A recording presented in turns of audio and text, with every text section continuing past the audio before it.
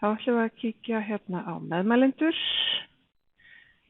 En það mikilvægt að hafa meðmælanda ef þú mögulega átt eitt börn sem að getur gefið góð meðmæli.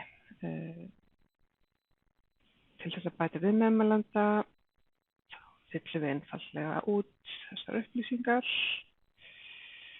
og það hún Guðrún.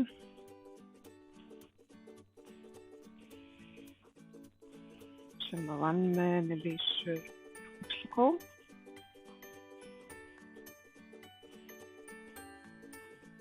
Og það þarf að gefa upp tengilegu upplýsingar.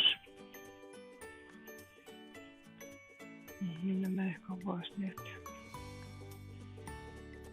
Heil og með símanúmer.